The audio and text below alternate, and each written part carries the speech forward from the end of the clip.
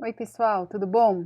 Então, seguindo aqui com as explicações sobre a introdução da CDD, vamos falar um pouquinho sobre como começar a classificar, como é o processo, como determinar o assunto e determinar a disciplina onde esse assunto vai ser aplicado.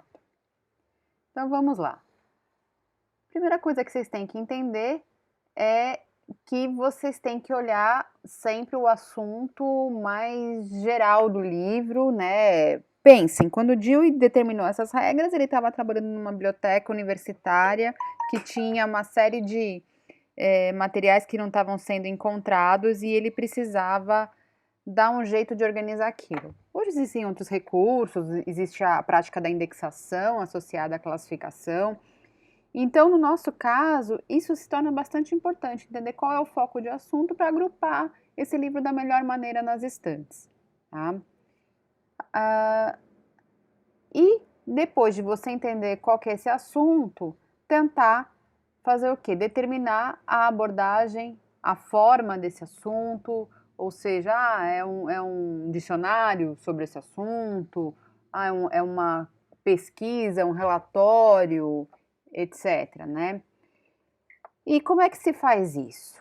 A CDD, pessoal, ela vai trabalhar na perspectiva de documentos acadêmicos, documentos científicos. Isso não está exatamente escrito ali na introdução, mas é um fato. Ela foi criada por uma biblioteca acadêmica, tá? E segue assim. Nesse sentido, ela não vai estar muito preocupada com literatura, com catálogo de exposição, embora a gente até consiga classificar essas coisas lá, mas não o conteúdo em si. Então, tenho em mente que qual que é o gênero desse livro? Né?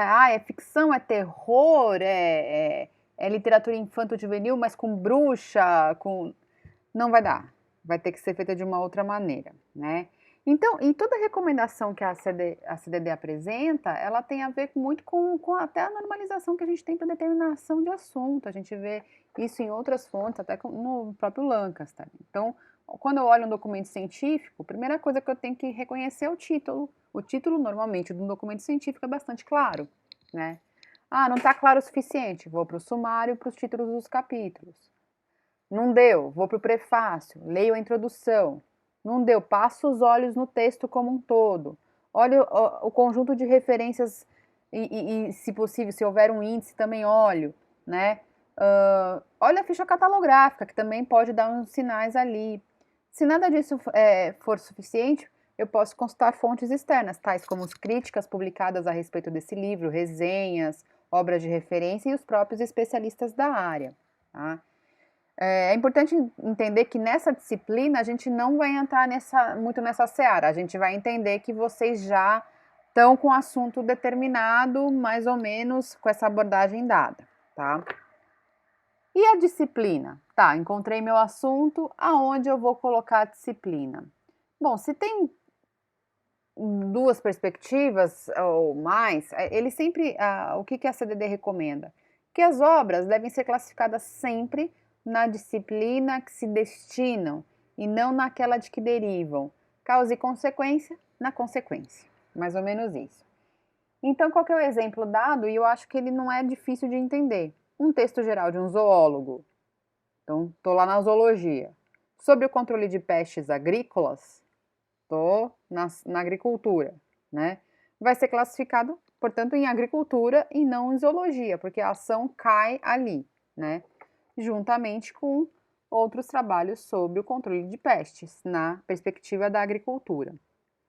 Então, como é que a gente também faz isso? A gente vai para os esquemas, né? O que são os esquemas? São as tabelas principais de assunto, que são os volumes 2 e 3. Vejam lá o vídeo onde eu mostro a CDD para vocês.